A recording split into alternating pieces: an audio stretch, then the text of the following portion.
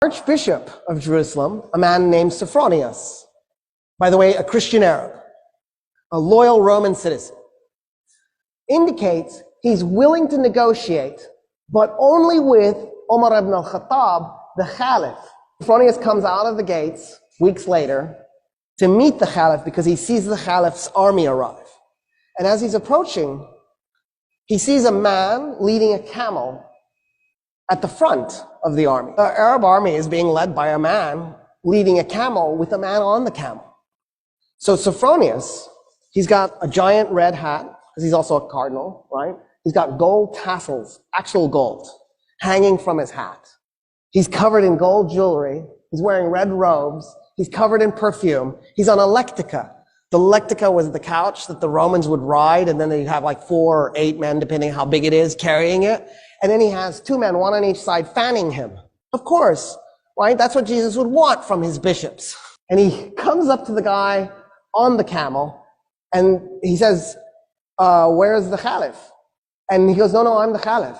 And Sophronius goes, you've just conquered Iraq and Syria and all of Palestine minus Jerusalem.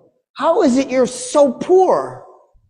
And the Caliph goes, well, why would I collect wealth? We're not doing this war because I'm trying to plunder anything. I'm a humble man with humble needs. I just need good meal. And then Sophronius goes, why aren't you riding the camel? And Omar goes, that's my servant on the camel, and we take turns so that neither one of us gets exhausted. At this point, Sophronius is like, oh, what? Who just conquered us? And so Sophronius gets off the lectica because he's shamed off of the thing. And he says, okay, I want to talk to you about our surrendering the city to you. Omar Ibn Al-Khattab says, why don't we do this? All Roman politicians leave Jerusalem, and you can take anything you can carry. So you can take gold, as long as you can carry it. And Sophronius goes, okay, that's reasonable. That's actually more than reasonable. I just assumed you'd enslave them and take their gold. I don't see how anybody would be mad about that. And then what else? And the Caliph goes, oh no, I was thinking that's it. We don't do anything else. And Sophronius goes, wait a minute, I am really confused.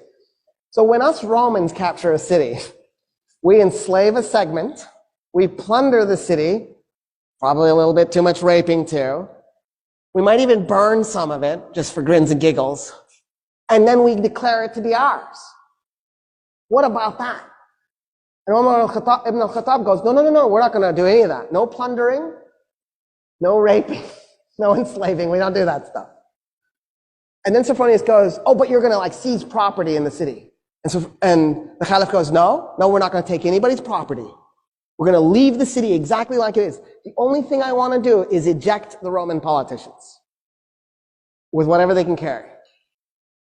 And Sophronius goes, there's nothing to negotiate. Yeah, we surrender the city this instant.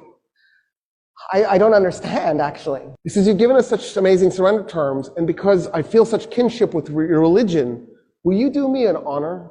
Will you come to my church and pray in your Muslim way next to me as I pray in my Christian way? And Omar Ibn Al-Khattab goes, never. And Sophronius goes, why? He goes, I'm the Caliph. The first place I pray in Jerusalem is going to become a mosque. The Muslims will take it and they will create a place of worship for Muslims, and you will lose it. And I don't want you to lose your church. And Sophronius goes,